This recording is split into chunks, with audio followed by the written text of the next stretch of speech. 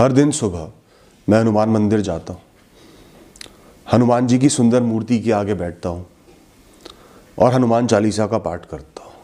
मुझे बहुत सुकून मिलता है, आनंद मिलता है और ताकत मिलती है। लगभग आधे घंटे में सिर्फ ध्यान की मुद्रा में रहता हूँ। ख्याल शून्य, आगे पीछे, आज कल परसों कुछ नहीं, हनुमान जी, उनके मंत्र और मैं। कभी कभार उसी समय मंदिर में कीर्तन होता है। कुछ औरतें मिलकर माइक पर भजन गाती हैं, तेज तेज गाती हैं, आनंद लेती हैं, ढोल बजाती हैं, आवाज़ करती हैं। तो शुरू में जब उनका कीर्तन होता था मेरा ध्यान भंग हो जाता था। मैं मंत्र भूलने लगता था, मेरे अंदर गुस्से की भावना पैदा होने लगती थी। पर वो कुछ गलत तो कर नहीं रही थी, अच्छा ही काम कर रही थी। तो मैं उन्हें क्या बोलता और कैसे बोलता और क्यों ही बोलता। और मेरा टाइम फिक्स है, मैं उसे बदलता नहीं। अब जब कुछ किया ही नहीं जा सकता था तो क्यों ना उसे अपना लिया जाए और उसके साथ ही आगे बढ़ा जाए। कभी कभार की बात है, मैंने फैसला किया कि जब भी ये कीर्तन होगा, ये मेरे ध्यान की, मेरी भक्ति की और मेरी क्षमता की परीक्षा होगी। मैं कितना अंतर्मुखी होकर भक्ति कर सकता हूं कि बाहरी दुनिया के विषय मुझे विचलित ना करे। फिर अगले दिन सुबह जैसे ही कीर्तन चालू हुआ और मेरे मंत्रोच्चारण चालू थे, मैंने मंत्र के एक एक शब्द पर ध्यान देना शुरू कर दिया। एक एक शब्द को गहराई से महसूस करना शुरू कर दिया। अपनी आत्मा से उस शब्दों को, अपनी भक्ति को महसूस करना शुरू कर दिया। आंखें बंद कर ली और ईश्वर की जो मूर्ति सामने थी उसको मन में उतार लिया। कितनी ही तेज आवाज हो, अब मुझे कोई फर्क नहीं पड़ा। इतनी तेज आवाज में मैंने अगर शांति ढूंढ ली मन की, मंत्रोच्चारण कर पाया, उसके बाद से हर दिन जब भी मैं मंत्र जाप करता, हनुमान चालीसा का पाठ करता, तो जो छोटी छोटी आवाजें होती थी ना, जैसे कोई घंटनाद कर रहा है, कोई बात कर रहा है फोन पर मंदिर में आकर, बाहर गाड़ियों के हॉर्न की आवाज, जो कूड़ा उठाने वाली गाड़ी आती है वो तेज तेज आवाज करती है, इन आवाजों से मुझे फर्क पड़ना बिल्कुल बंद हो गया। जबकि पहले मुझे इन छोटी छोटी आवाजों से इरिटेशन होती थी, परेशानी होती थी, आपदा में भी अवसर हो गया। तो मन की शांति कहाँ मिली? बाहर में नहीं, अंदर में। बाहर शांत करके नहीं, सब शांत हो जाए, चुप हो जाए, मेरे हिसाब से चले, कोई आवाज ना हो, कोई दिक्कत ना हो, उससे मन की शांति नहीं मिलती। अंतर्मुखी होकर, अंतर ध्यान कर कर मन की शांति मिलती है। एक परिवार में 3 बच्चे थे। कोई मेहमान आए उनके घर पर, तीनों को एक एक चॉकलेट दी। अब मेहमान में इतनी समझ नहीं थी, बुजुर्ग इंसान थे, 3 कोई भी चॉकलेट ले आए।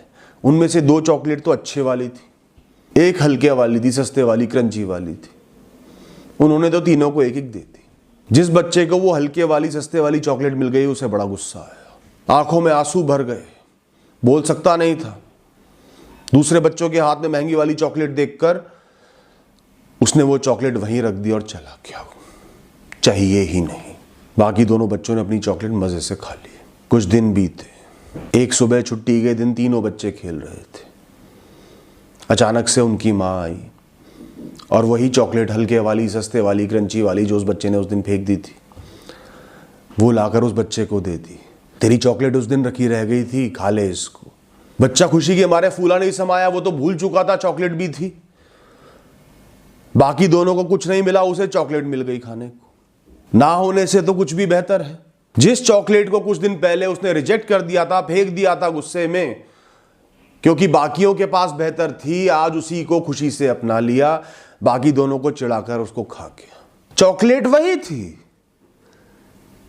रिएक्शन अलग अलग हो गए और इंसान भी वही था। क्या बदला? बच्चे की मनोस्थिति बदली, बाहरी दुनिया के विषयों की वजह से, दूसरों से निरंतर तुलना करने की वजह से। इस कहानी से यह सीख मिलती है कि जीवन के विषयों के बारे में नहीं है।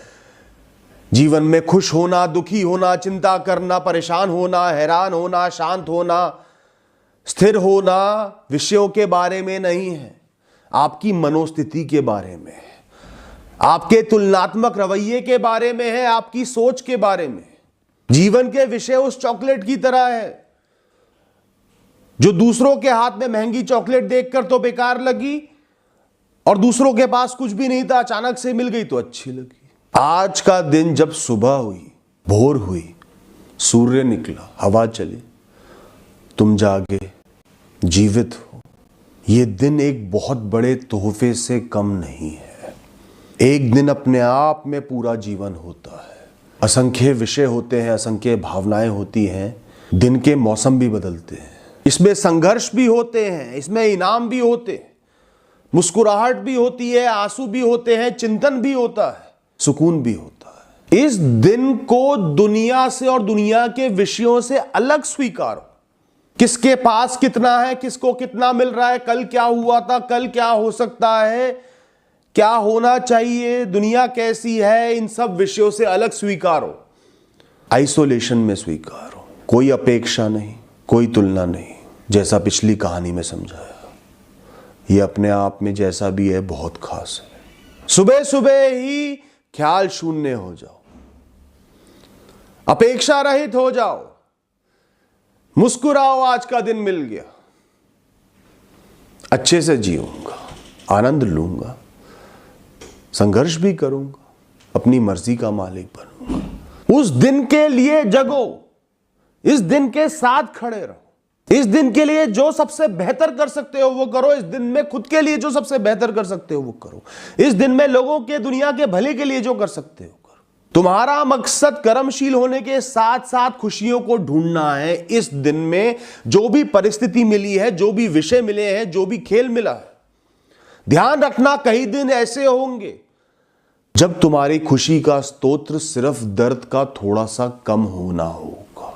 पूरे दिन दर्द में हो, वो दिन ऐसा ही है, पर कुछ क्षण के लिए, कुछ मिनटों के लिए वो दर्द कम हो जाता है, वही खुशी है।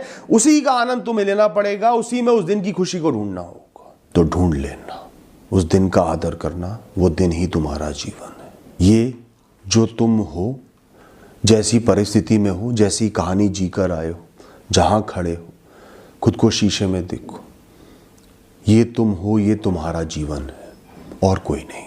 लाखों से नीचे खड़े हो, जो मिलना चाहिए था नहीं मिला। आसपास की पूरी दुनिया सर्व सुखी है, सब आनंद ले रहे हैं, तुम संघर्ष कर रहे हो। लोगों के जीवन में दुख सुख आ रहे हैं, तुम्हारे जीवन में दुख दुख दुख आ रहे हैं, पर उनका जीवन तुम्हारा नहीं है। तुम्हारा जीवन तुम्हारा है। किसी का जीवन कैसा ही हो वो तुम्हारा नहीं है। तुम उससे तुलना नहीं कर सकते अपने जीवन की। तुम्हारी तुलना करने से जीवन नहीं बदलेगा, उसका जीवन तुम्हें नहीं मिलेगा। फेयर अनफेयर का खेल नहीं होगा, ना किसी को फर्क पड़ेगा। तो इसे जियो, ये तुम्हारा है। नहीं अपनाओगे तो भी तुम्हारा है, अपनाओगे तो भी तुम्हारा है। तो अपना कर जियो, सुकून मिलेगा। आज 10 चीजें तुम्हारे साथ गलत हो रही हैं, जीवन का कोई भी मायना सही नहीं बैठ रहा। रिश्तों से लेकर, पैसे से लेकर, काम से लेकर, सेहत से लेकर, दोस्तों से लेकर, सब चीजें तितर बितर हो चुकी हैं, खराब चल रही है। नौकरी पे तलवार लटकी है, घर वालों के खर्चे बढ़ रहे हैं, बीपी बढ़ता जा रहा है, किस्तें सामने खड़ी हैं, लोग कोस रहे हैं, घर वाले ही कोस रहे हैं। लोग ट्रिप्स का प्लान कर रहे हैं, किसी ने नई गाड़ी खरीद ली, किसी की उन्नति हो गई। पर ये ही तुम हो, ये जैसे हो वैसे हो, वही तुम हो। इस बात को हमेशा ध्यान रखना। तुम कोई और ना बन सकते, ना बनना है। इस जीवन के ही मालिक बनो, क्योंकि इसी जीवन के मालिक हो। हाँ, ये मेरा जीवन है, हाँ ये ऐसा ही है। जिस क्षण तुम अपने खुद के जीवन के मालिक बन गए, तुम अपने खुद के शरीर में ही घुस गए, अपनी आत्मा को गले से लगा लिया, उसे माफ कर दिया।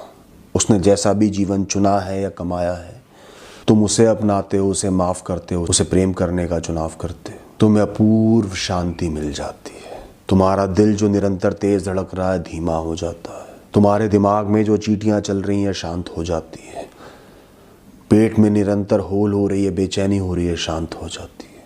क्योंकि निरंतर रेजिस्टेंस में जी रहे थे, तुम अपना नहीं पा रहे थे, घृष्णा हो रही थी जीवन के साथ, भारी असंख्य विषयों के साथ तुम्हारे मन की घृष्णा चल रही थी, जो बहुत बुरी है। अब वो रुक गई है। तुम्हारी एंग्जाइटी, तुम्हारी घबराहट एकदम शांत होने लगेगी। ये मैं हूँ, ये मेरा जीवन है, ये ऐसा ही है, ये जैसा ही है मेरा है, ये मेरी आत्मा का चुनाव है। और मैं अपनी आत्मा के साथ खड़ा हूँ, अपने शरीर के साथ खड़ा हूँ, अपनी इस कहानी के साथ खड़ा हूँ। अगर ये कहानी नहीं होती तो मैं नहीं होता। मैं किसी और कहानी के लिए बना ही नहीं। इस अनोखी कहानी की रचना हुई तभी मेरा कैरेक्टर बना। मेरा किरदार खड़ा किया गया। मेरा कर्म है इस शरीर में ताकत झोंकना, कर्म झोंकना, ताकि ये अपनी कहानी पूरी कर सके। मैं लिख कर देता हूं, अगर तुमने इस बात को जो मैंने अभी बोली है अपना लिया ना, तुम्हारे मन की बेचैनी और घबराहट इमीडिएटली तुरंत शांत होना शुरू हो जाएगी। ट्राइड एंड टेस्टेड है। एक बार मेरे जीवन में ऐसा मौका आया, मैं सिर्फ शांति ढूंढ रहा था। सिर्फ मुझे कुछ क्षण की शांति दे दो और कुछ नहीं चाहिए। सब कुछ लात मारने को तैयार हूं, सिर्फ शांति मिल जाए। सुकून नहीं था कैसे भी। हर जगह, हर ख्याल में, हर डायरेक्शन में, हर पोस्चर में, हर फिजिकल स्टेट में, नींद में, बैठकर, खड़े होकर, चलकर शांति ढूंढ रहा था। पर मन को शांति नहीं मिल रही थी। मन निरंतर बहुत बेचैन था, बहुत घबराहट में था। उस समय में कई बार कुछ देर सो जाओ तो सुकून मिलता है, लेकिन वो सुकून बहुत भारी होता है, क्योंकि जब आप उठते हो तो आपकी घबराहट 10 गुना बढ़ जाती है। फिर मैंने फैसला किया अंतर्मुखी होकर ढूंढूंगा, बाहर तो शांति नहीं है। अपने दिल के अंदर, अपने जीवन के अंदर, अपने मन के अंदर मैंने खोजना शुरू करा। अपने मन की गहराई में उतरा, आध्यात्मिक विचारों में उतरा, ब्रह्मांडिक विचारों में उतरा, कॉम्प्लेक्स थॉट्स, गहन से गहन सोच में उतरा। तब जाकर मैं अपनी आत्मा तक पहुंचा, जो पावन है, पवित्र है, जिसको कोई छू नहीं सकता, जिसको किसी चीज से फर्क नहीं पड़ता, जो सदा प्रसन्नता के भाव में है। मैंने गुस्से में उससे प्रश्न करा, मेरे साथ ऐसा क्यों हो रहा है? तूने ऐसा क्या किया? तूने इस कहानी को ऐसे क्यों रचा? तूने क्या गलतियां करी थी? ये जीवन इतना अनफेयर क्यों है? कितना दुख भोगूं? एक क्षण का भी सुकून क्यों नहीं है? मुझे कोई हल क्यों नहीं मिल रहा? मैं एक साधारण जीवन जीना चाहता हूं, कुछ खास भी नहीं चाहता, वो भी क्यों नहीं जी पा रहा? मेरी आत्मा ने बहुत शांति से, प्रेम से जवाब दिया, तू तो सिर्फ ये कहानी ही है और कोई तेरा अस्तित्व ही नहीं है। ये कहानी जैसे भी है, इससे अलग होके तू होगा ही नहीं। अगर ये नहीं तो तेरे लिए कुछ भी नहीं, तू जीवित ही नहीं होगा। ये कहानी तेरी नहीं है, तू इस कहानी का हिस्सा।